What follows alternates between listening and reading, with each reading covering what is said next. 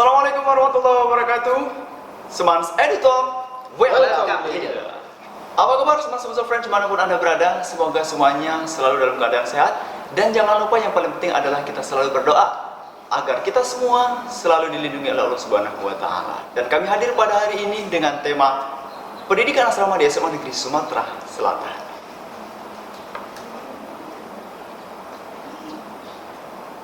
Baik, semua friend dimanapun Anda berada, di sini saya Herman Saputra. Saya sudah hadir bersama-sama dengan para narasumber kita.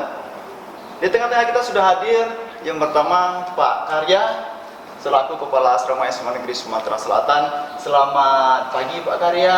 Apa kabar? Alhamdulillah, luar biasa. Masih semangat Pak ya? Ya, tetap semangat. Baik, semua friends, di depan saya juga sudah hadir Bapak Alan Putra Muda. Beliau adalah salah satu staf asrama bidang boarding education ya Pak ya. Oke, kalau boleh saya bilang Pak Alan ini adalah ahlinya dalam taktik di dalam membuat program-program pendidikan di asrama. SMA Negeri Sumatera Selatan melaksanakan pendidikan yang holistik, di mana program-program pendidikannya mengintegrasikan antara kurikulum, kesiswaan, dan pendidikan asrama. Nah, di sini akan kita langsung tanyakan kepada Pak Karya selaku Kepala Asrama SMA Negeri Sumatera Selatan. Pak Karya, kira-kira apa yang melatar belakangi mengapa sih peserta didik di SMA Negeri Sumatera Selatan itu wajib tinggal di asrama? Ya, jadi yang melatar belakangi seluruh peserta didik SMA Negeri Sumatera Selatan tinggal di asrama itu sesuai dengan misi SMA Negeri Sumatera Selatan nomor 5, yaitu mengembangkan pendidikan asrama untuk tercapainya pendidikan akhlak yang mulia, cerdas spiritual, disiplin, berintegritas, bertanggung jawab, serta mengakui dan merayakan perbedaan. Jadi untuk tercapai tujuan misi tadi, maka seluruh peserta didik SMA di Sumatera Selatan yang berjumlah 300 siswa itu kita tinggalkan di asrama. Seperti baik itu. Pak, untuk mendukung kegiatan dan program-program pendidikan asrama tersebut, sejauh ini fasilitas apa saja yang sudah ada di asrama Pak? Ya, untuk fasilitas atau bicara fasilitas di asrama SMA Negeri Sumatera Selatan adanya masjid, kemudian musola dan tempat-tempat beribadah lain untuk yang non muslim guna tercapainya kecerdasan spiritual tadi. Kemudian adanya learning center di setiap building atau setiap asrama di gedung A, B, C, D, E, dan juga adanya UKS, yaitu pusat pelayanan kesehatan bagi peserta didik di asrama. Baik Pak, kita kenal bahwa SMA Negeri Sumatera Selatan ini merupakan sekolahnya leader Pak ya. Kira-kira ada tidak kalau di asrama itu suatu program yang tujuannya memang untuk menanamkan nilai-nilai kepemimpinan kepada siswa? Bicara program yang berkaitan untuk menanamkan nilai kedisiplinan kepemimpinan, yaitu yang pertama adanya program apel pagi dan apel malam.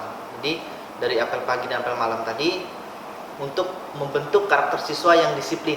Mereka menghargai waktu, mereka tepat waktu, mereka memanfaatkan waktu semaksimal mungkin. Kemudian ada program yang lain yaitu piket setiap pagi. Jadi piket kamar mereka masing-masing dan bee cleaning setiap hari Minggu pagi.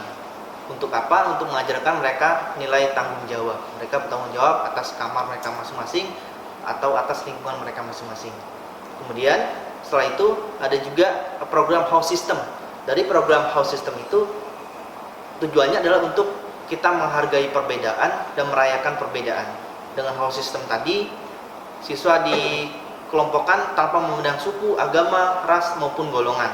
Dengan sistem parenting dari host parent atau guru dan staf SMA Negeri Sumatera Selatan, sehingga kita membaur menjadi satu layaknya keluarga, ayah dan anak atau anak dan orang tua, seperti itu. Baik, kalau kita lihat dari program-program asrama ini sangat holistik sekali ya Pak ya. Program-programnya sudah cukup bagus. Tapi dengan kondisi pandemi seperti saat ini, kira-kira bagaimana siswa itu yang saat ini berada di rumah masih bisa tetap merasakan kehidupan asrama sebagaimana mereka biasanya ada di asrama? Untuk saat ini selama PJJ Pak ya, selama BDR itu kita mengupayakan atau mengimplementasikan program-program di asrama itu kita bawa ke rumah mereka masing-masing. Yaitu salah satunya program misalnya apel pagi. Jadi apel pagi memastikan mereka siap akan mengikuti pembelajaran jarak jauh di pagi hari. Jadi layaknya seperti di asrama adanya kegiatan apel pagi. Kemudian selain dari apel pagi, ada juga kita kegiatan tahsin dan kajian kitab taklim maupun kajian kitab kuning. Ya, itu kita bawa ke rumah mereka masing-masing sesuai dengan keadaan, penyesuaiannya itu dengan secara daring. Kemudian ada misalnya bersih-bersih di rumah atau big cleaning di rumah mereka setiap seminggu sekali dari Sabtu, dan kita ada juga olahraga pagi di hari Minggu. Baik. Kita bawa. Jadi walaupun mereka berada di rumah, tapi semasa survei dimanapun Anda berada, anak-anak kita yang ada di rumah saat ini juga, mereka tetap bisa merasakan pendidikan sebagaimana layaknya ada di asrama gitu Pak ya. Nah sejauh ini kira-kira apakah program-program tersebut sudah efektif Pak dilakukan? Masih efektif juga ya? Iya, masih efektif dan kita rasa cukup efektif. Jadi adakah keluhan dari siswa mungkin ya? Ya tetap tidak bisa mengobati kerinduan dengan asrama tentunya. Oke, Pak, ya. Tapi sejauh ini ya sudah efektif Pak, tentunya ya. Oke, itulah pendidikan asrama di SMA Negeri Sumatera Selatan, semasa survei dimanapun Anda berada. Baik, selanjutnya saya akan langsung ke Pak Alan, ini selaku boarding education. Jadi Pak Alan ini kalau boleh saya gambarkan, beliau ini adalah manajer ya, kalau di dalam sepak bola itu beliau adalah manajer yang bisa membuat apa ya, suatu desain pendidikan di asrama. Nah ini beliau orangnya. Kita langsung tanya-tanya saja sama Susu Friends. Pak Alan mungkin bisa diceritakan kepada kita semua program apa saja yang saat ini sedang diimplementasikan di asrama Pak? Oh ya, baik, terima kasih Pak Herman atas kesempatannya. Sebagaimana kita ketahui bahwa siswa-siswi kita yang tinggal di asrama SMA Negeri Sumatera Selatan itu berjumlah 300. Dan tidak semua siswa-siswi kita tersebut mereka beragama Islam, ada juga yang non-Muslim. Adapun mungkin program yang dapat kita laksanakan selama mereka berada di asrama mungkin berbeda di dalam meningkatkan keimanan dan ketakwaan mereka kepada keyakinan mereka masing-masing ya. Kalau dalam program kita di dalam agama Islam untuk yang Muslim, setiap siswa-siswi yang Muslim, program pertama kita wajibkan bagi mereka untuk melaksanakan ibadah sholat secara berjamaah di masjid ya. Kemudian kita adakan juga yaitu pelatihan tahsin agar mereka bisa membaca Al-Quran dengan baik dan benar sesuai dengan tajwid yang diajarkan di dalam agama kita. Kemudian juga ada yang selanjutnya yaitu tadarus Al-Quran ya, tadarus Al-Quran, yaitu siswa-siswi kita berikan waktu untuk mereka membaca Al-Quran, tadarus mandiri, tapi setelah melaksanakan sholat subuh sekitar 10 ataupun sampai 15 menit.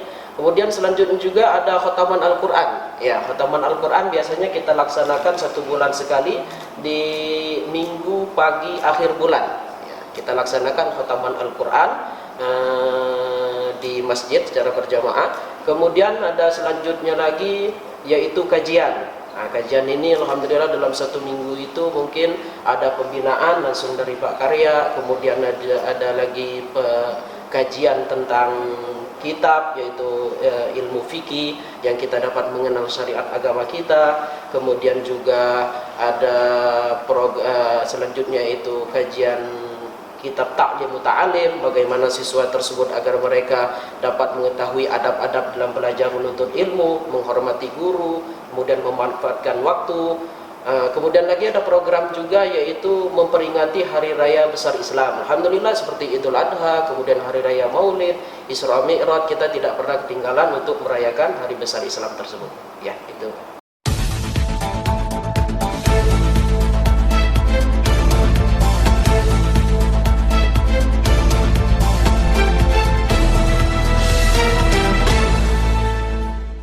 Ya, baik. Itu tadi Pak Herman kegiatan ataupun program yang untuk Muslim. Adapun untuk program yang non-Muslim, kita juga berikan waktu kepada mereka untuk melaksanakan ibadah sesuai dengan agama mereka masing-masing. Biasanya kalau siswa-siswi kita melaksanakan ibadah sholat maghrib, isya di masjid, kita berikan ruangan dan waktu juga bagi yang non-muslim untuk mereka kumpul di ruang yang sudah kita berikan ruang dan waktu yang khusus untuk mereka mungkin beribadah dengan sesuai keyakinan mereka, untuk bermusyawarah ataupun membaca Alkitab yang mereka yakini. Kemudian juga ada program yaitu kita undang juga yaitu pembimbing rohani mereka masing-masing seperti pendeta, pastor dan pembimbing rohani agama yang lainnya. Kemudian juga tentu mereka beribadah. Kalau kita kan ada sholat Jumat gitu kan untuk berjamaah ya. Iya, kalau mereka ada juga ibadah mingguan mereka setiap minggu pagi ketika mereka hendak pergi ke gereja.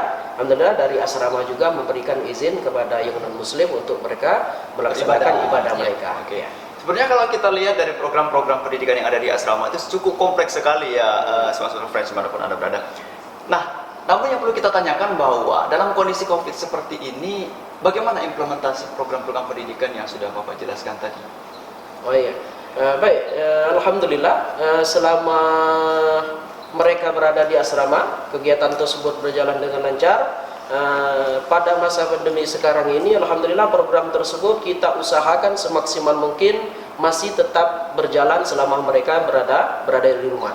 Ya, seperti kalau sholat berjamaah selalu kita mengontrol siswa-siswi kita untuk mengingatkan melalui, karena kita kan di sekolah kita ada sistem host ya, kita selalu mengingatkan siswa untuk melaksanakan ibadah sholat ya, melalui dengan di grup WhatsApp misalkan ataupun Telegram.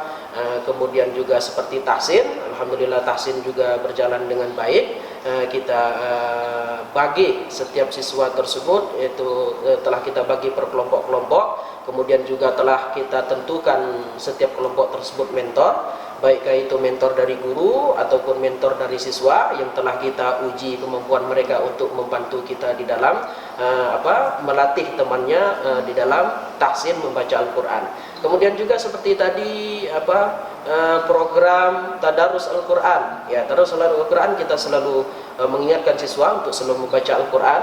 Kemudian juga alhamdulillah sekarang khotaman Al-Quran berjalan dengan baik. Yang mana sebelumnya itu Bapak Herman kita mengadakan khotaman Al-Quran itu di asrama ya. Di asrama kebanyakan ada siswa sehingga guru-guru tidak dapat mengikuti program khotaman Al-Quran tersebut. Dengan khotaman online ini setiap akhir bulan ini alhamdulillah kita ikut sertakan seluruh warga sekolah bisa terlibat. Hosperan baik itu guru ataupun staf, semua mereka kita bagi untuk ikut serta di dalam membaca mengkhotamkan Al-Quran. Jadi justru dengan adanya pandemi COVID ini malah ibrohnya bahwa semua program-program yang ada di asrama tadi bisa dijalankan untuk semua warga sekolah. Berjalan dengan baik. Termasuk juga kajian kan 1 minggu sekali. Dalam 1 minggu itu ada 3 kali, ada pembinaan, kemudian ada kajian akhlak, ada kajian hukum-hukum Islam. Alhamdulillah berjalan dengan lancar. Yaitu kita dengan cara mungkin dengan membuat video kita kirimkan ke grup dengan siswa-siswi kita, kemudian juga dengan cara yaitu mengirimkan artikel ke grup-grup. Kemudian mereka membaca, kemudian kita buka sesi tanya jawab. Alhamdulillah kajian juga berjalan dengan baik. Oke, baik, terima kasih Pak Lan sudah menjelaskan detail sekali terkait program-program pendidikan asrama. Tentunya dengan adanya pendidikan asrama di masa COVID-19 ini membuat pendidikan asrama itu justru bisa terlaksana dengan baik dan seluruh warga sekolah bisa merasakan itu semua. Baik, semua dimanapun Anda berada, setelah ini kita akan hadir dengan beberapa narasumber kita berikutnya. Ada Ibu Asbi dan Ibu Tania.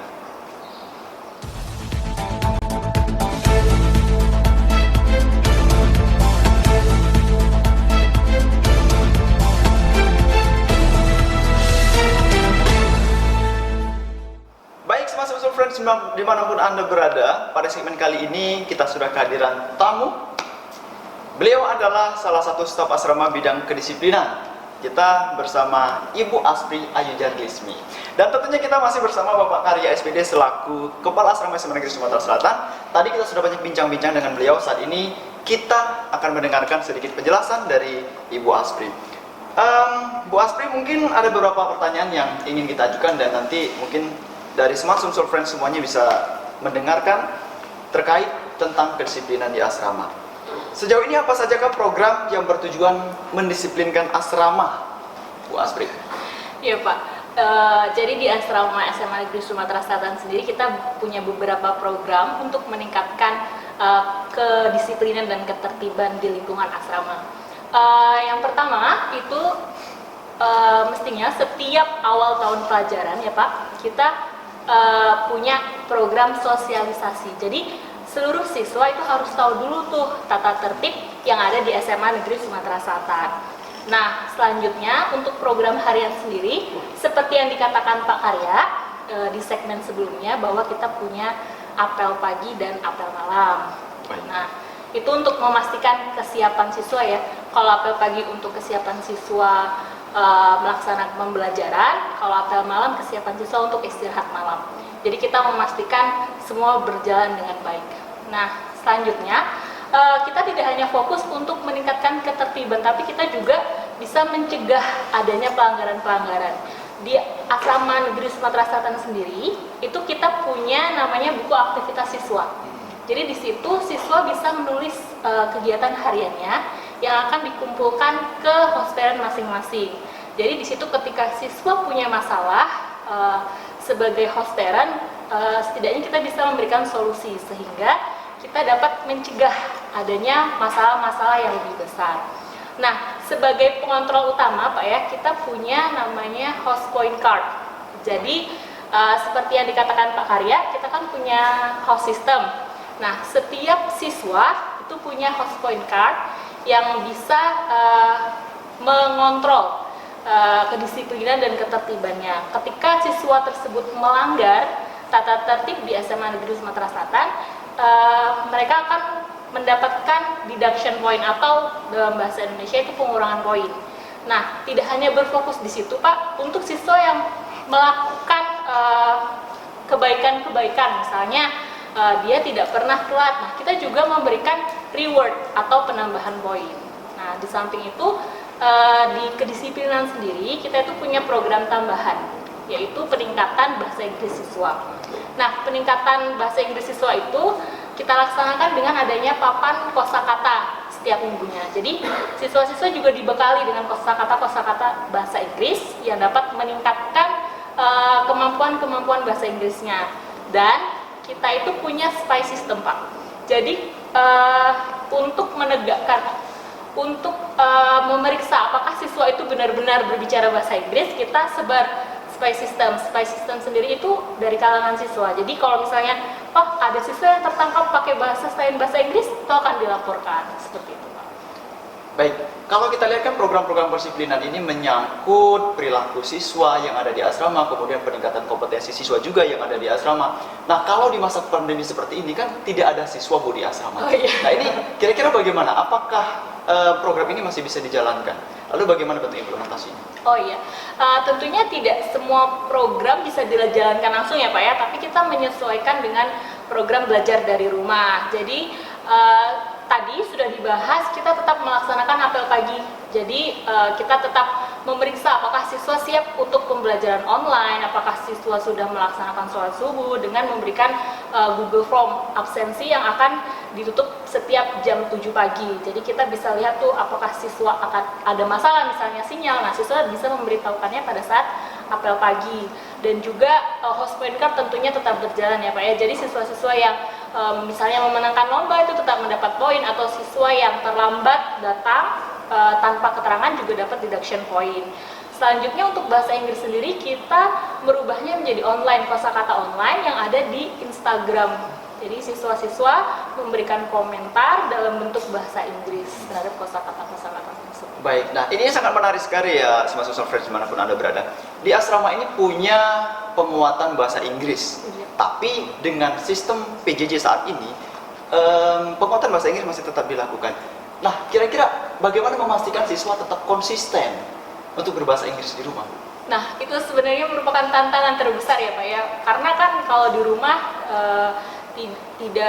tentunya tidak lingkungannya tidak bahasa Inggris. Jadi kita bersama-sama nih seluruh warga sekolah berkomitmen, terutama guru ya Pak ya. Jadi kita sudah menghimbau bahwa seluruh siswa harus tetap menerapkan komunikasi bahasa Inggris khususnya untuk guru. Nah, jadi di awal kita sudah jelasin Pak, kita sudah memberikan poster, kita sudah sosialisasikan bagaimana tata cara berkomunikasi bahasa Inggris, bagaimana formatnya, dan bagaimana contoh-contohnya. Nah, jadi kita terus menghimbau untuk guru sendiri maupun siswa tetap berkomunikasi dalam bahasa Inggris, dan program yang sebelumnya kosakata bahasa Inggris itu tetap dilaksanakan untuk meningkatkan kosakata siswa. Seperti itu. Baik, Bu Asri. Kalau kita lihat dari program-program kedisiplinan siswa ini sangat luar biasa sekali ya, semacam seperti dimanapun Anda berada. Bu Asri sudah menjelaskan panjang lebar terkait program-program tersebut dan bagaimana program-program tersebut masih bisa tetap dilaksanakan walaupun di masa COVID-19 dan siswa-siswa kita dalam kondisi belajar di rumah. Baik, terima kasih Bu Asri atas waktunya untuk berbagi bersama kita semua. Di segmen berikutnya kita akan hadir bersama satu narasumber lagi, yaitu Ibu Tania. Terima kasih pada Bu Asri.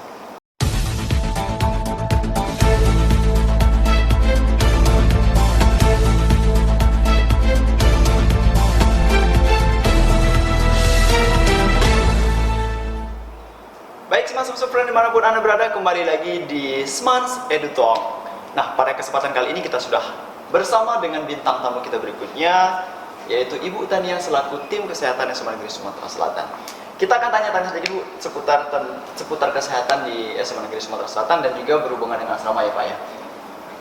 Bu Tania, kira-kira bisa diceritakan kepada kita semua Bu, apa sih suka dukanya menjadi tim kesehatan yang selama 24 jam stay di asrama dan mengurusi kondisi kesehatan yang ada di SMA Negeri Sumatera Selatan?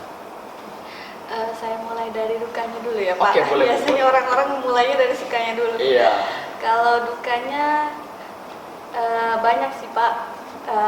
Kayak misalnya ada siswa yang sakit, terus datang ke kita, terus coba bayangkan Bapak, ada siswanya dari keadaan sehat, kayak misalnya dia bisa berinteraksi dengan teman-temannya, terus bercanda, tawa dengan teman-temannya, terus datang ke kami sebagai tenaga kesehatan dengan kondisi yang sakit.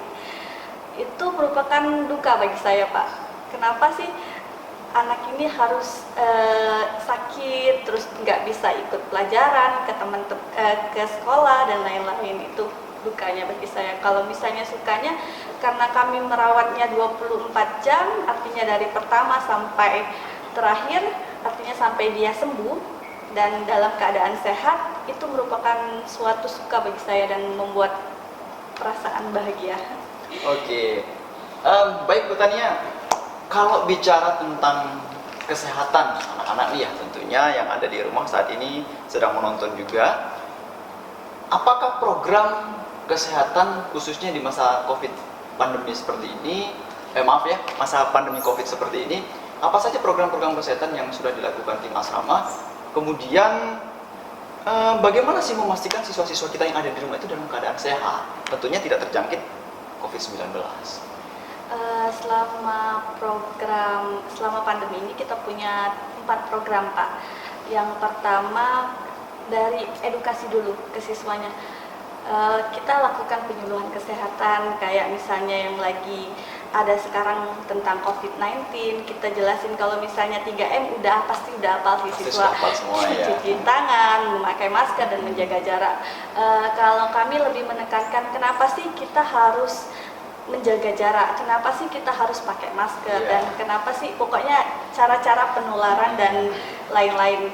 Terus kalau misalnya di rumah, siswa juga punya program PJJ kan Pak, program jarak jauh. Jadi kita punya program untuk meningkatkan imunitas siswa melalui edukasi, kayak misalnya memberikan penyuluhan tentang diet seimbang, apa aja yang harus dimakan selama masa pandemi COVID ini. Terus juga kita melakukan edukasi tentang istirahat yang cukup. Gimana sih istirahat yang cukup di masa pandemi COVID ini? Terus kita juga mungkin ada beberapa siswa yang mengalami stres ataupun yang lain. Jadi kita mempunyai program edukasi untuk kelola stres yang semuanya didasarkan dari Kemenkes RI semua. Baik, terima kasih Bu Tania atas penjelasannya. Mas friend dimanapun Anda berada, jadi walaupun kondisi COVID-19 seperti ini, kondisi siswa-siswa kita yang ada di asrama tetap diperhatikan oleh tim kesehatan SMA Negeri Sumatera Selatan. Mungkin Bu Tania ada yang perlu ditambahkan kembali? Silakan. Jadi itu tadi yang program yang pertama ya Pak. Kita punya 4 program. Yang program yang kedua untuk meningkatkan imunitas siswa, kita adakan program rutin selama 1 minggu sekali, yaitu olahraga Pak. Jadi siswa bisa melakukan olahraga di rumah. Di asrama kita punya program juga olahraga, tapi selama pandemi ini mereka bisa melakukan olahraga di rumah, kayak misalnya bisa stretching ataupun bisa melakukan lari-lari kecil di rumah dan olahraga-olahraga yang lain yang dapat meningkatkan imunitas siswa tubuh tentunya. Baik Bu Tania. Nah, Smart Social Friends ternyata penting loh bagi kita ya di masa COVID seperti ini Bu ya, untuk meningkatkan imun kita secara terus-menerus agar kita tidak terserang COVID-19. Nah, itu tadi seputar program dalam rangka menjaga kesehatan siswa-siswa kita dan juga guru-guru dan staf yang ada di SMA Negeri Sumatera Selatan. Baik, selanjutnya saya akan kembali ke Pak Karya. Pak Karya, tentunya dalam mengelola pendidikan di asrama ini banyak sekali suka duka ya. Saya akan tanyakan kepada Anda, apa sih tantangan terbesar yang Anda rasakan selama menjadi kepala asrama? Ya. Selama PJJ ini Pak, tantangan yang terbesar yaitu kita memastikan anak-anak ikut serta dalam apel pagi. Jadi mereka mengisi Google Form seperti yang disampaikan Bu Asri tadi. Itu kita sulit mengontrol karena mengapa? Ada saja kendala, misalnya mati lampu, kemudian tidak ada sinyal. Jadi kita sulit memastikan anak-anak tetap sudah siap ikut PJJ, ikut pembelajaran jarak jauh di pagi hari. Kemudian tantangan yang lain yaitu kita, karena mereka di rumah masing-masing, sulit mengontrol mereka benar-benar melaksanakan program-program asrama. Itu yang kesulitan kita selama PJJ ini. Baik ya, tentunya banyaknya tantangan-tantangan yang harus kita lalui. Mungkin Pak Karya sudah memiliki program-program jitu yang kemudian nanti bisa dilakukan untuk memperbaiki sistem atau program-program yang ada di asrama. Kira-kira sejauh ini apa rencana Bapak untuk memperbaiki program-program asrama ke depan? Selama pandemi ini kita kolaborasi Pak, yang melibatkan orang tua siswa. Jadi kita kolaborasi, kita memberikan edaran resmi dari sekolah tentang program-program asrama apa saja yang dibawa ke rumah atau selama PJJ ini. Jadi kita buatkan grup WhatsApp atau WhatsApp grup dengan wali siswa Pak ya, atau wali peserta didik. Jadi kita ada grup WA, kita share di sana kebijakan-kebijakan atau program-program apa saja yang harus dilaksanakan selama mereka atau peserta didik ada di rumah. Kemudian langkah berikutnya kita adakan survei kehidupan asrama. Jadi dari data hasil survei itu kita kaji, kita olah untuk perbaikan kita ke depannya. Jadi kita tetap mempertahankan bagaimana asrama ini nyaman bagi mereka seperti layaknya mereka di rumah sendiri. Jadi menciptakan suasana yang homey ya, seperti itu. Jadi mereka nyaman meskipun jauh dari orang tua, jauh dari rumah, karena kita tahu peserta didik SMA Negeri Sumatera Selatan ini dari 17 kabupaten dan kota yang ada di Sumatera Selatan, seperti itu. Baik, terima kasih Pak Karya, Smart Social Friends dimanapun Anda berada. Demikian tadi penjelasan yang sudah dibagikan oleh Pak Karya, kemudian Bu Tania, Bu Aspri, dan Pak Alan Putra Muda. Selanjutnya, kita akan terhubung dengan siswa kelas 12, Junullah Al-Hafiz, melalui aplikasi Zoom. Junullah ini sebagai Ketua OSIS SMA Negeri Sumatera Selatan.